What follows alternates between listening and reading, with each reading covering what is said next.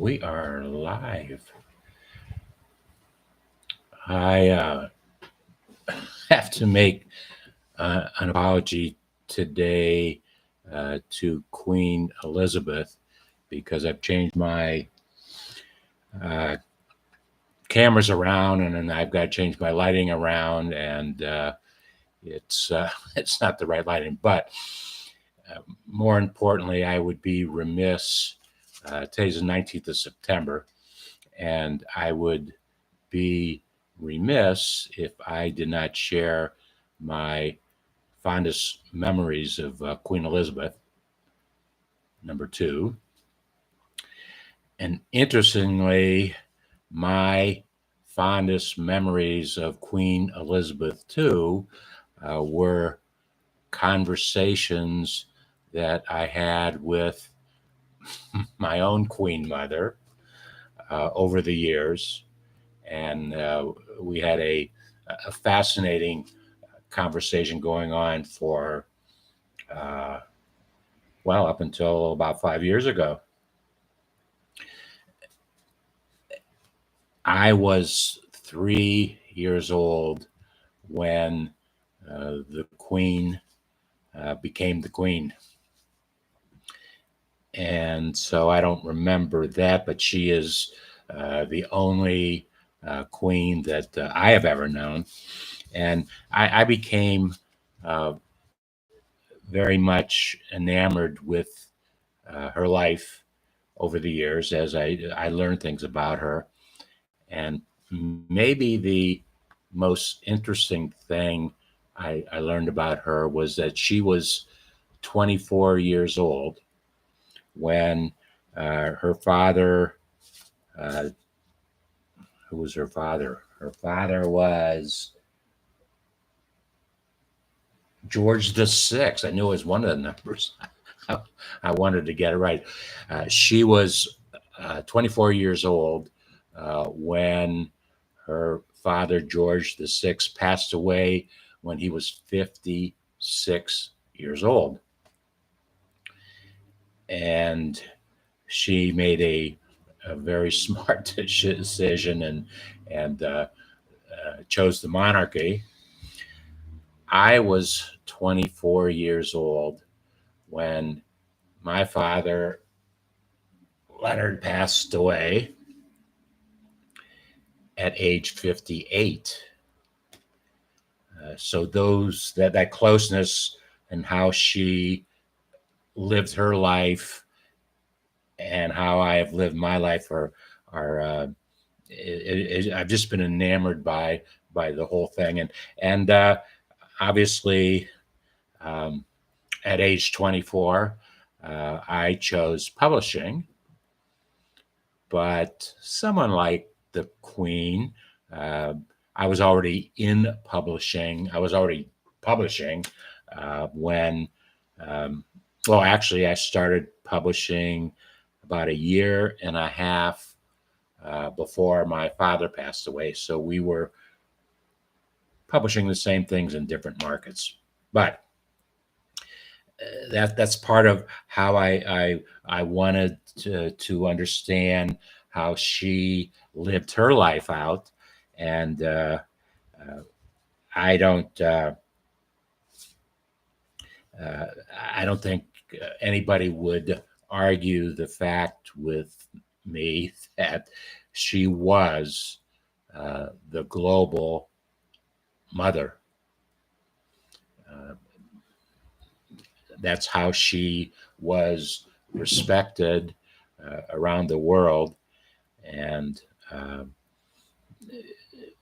she devoted her whole life to be a mother, a grandmother, a great grandmother, and as we watch today, uh, it's an amazing family, a very amazing family.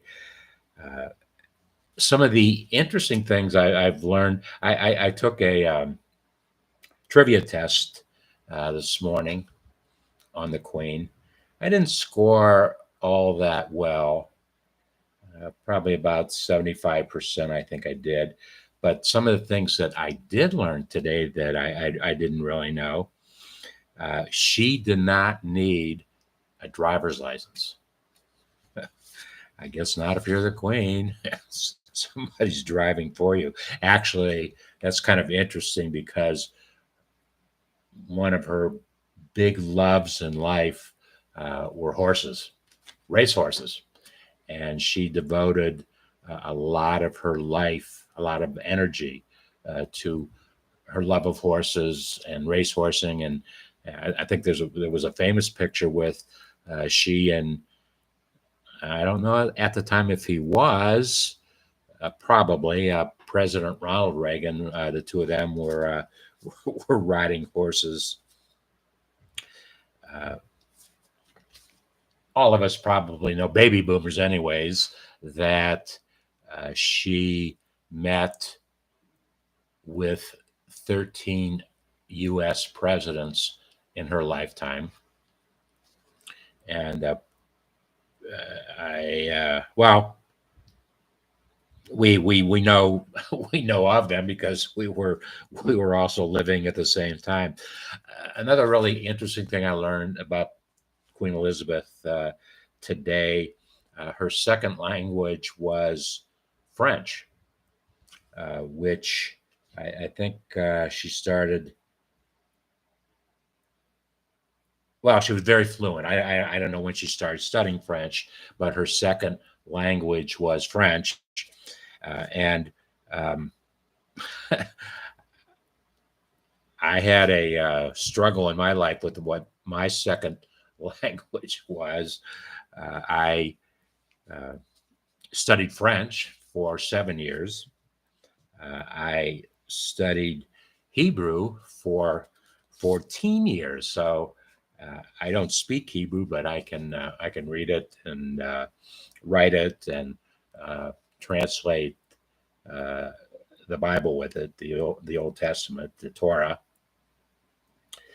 Uh, Another really interesting thing, her nickname was Lilibeth because, and I don't know, I didn't see enough information about how that actually came about, other than the fact that she could not, she had a hard time saying Elizabeth, so Lilibeth came out, and that was her nickname.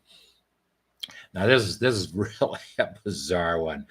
Her first corgi, she had a love for corgi dogs, and the name of her first dog was Dookie with a D, spelled Ookie. And my second dog in life was a spaniel Pomeranian by the name of Kookie with a K. Ookie. I mean, when I found that out, I kind of lost it. Um, and of course, baby boomers will remember her addressing a bipartisan U.S. Congress in 1991. I guess it was bipartisan back that day. Another interesting fact that I learned today, she was a trained mechanic in the Royal Army, served in the Royal Army, and obviously, and was a trained mechanic. Maybe that's why she didn't need a. I don't know. And on a sad note, I heard something today on television as I was observing. The interesting thing about today's television and her very, very sacred, solemn, thought-provoking funeral, she planned it all. She was the script writer, as I understand. I don't know if she wrote all 10 days, the last 10 days, or if it was just today that she wrote, but she wrote how she wanted it to be. And I can't imagine how many thousands of people it took to produce the beautiful remembrance of the Queen Elizabeth II that we saw today. On a sad note, King Charles III, her son, I learned on TV today that he has already begun to tell some of the 56 Commonwealth nations in the British Empire that they no longer had to be a member of the Commonwealth if they didn't want to be. And I just found that amazing that, well, I guess he's king and he can proclaim what he wants to proclaim. So now Queen Elizabeth,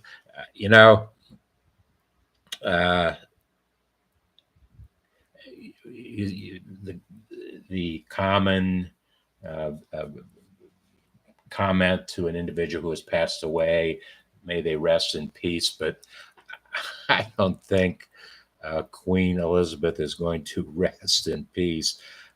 I think she is going to become the heavenly humanitarian that she was down here on Earth. It was a very introspective day for me as I thought about all the things that I've been thinking about for as long as I can remember. And as a final tribute to Queen Elizabeth, I never heard her say, or I never read her quoted that she would say, "Do what you love and love what you do." But I am absolutely sure she's a staunch advocate of that way to live one's life. I hope you're having an enjoyable day yourself and introspective of the events of the day and things happening in the world around us. And we'll see you soon, which my old friend Jaime Williams from 50 plus years ago used to say, he might have said it on television, because I think he appeared on television just before he passed away on Channel 17 back in Canton, Ohio. But for sure he said it on radio. We'll see you the next time, which may very well be the best time.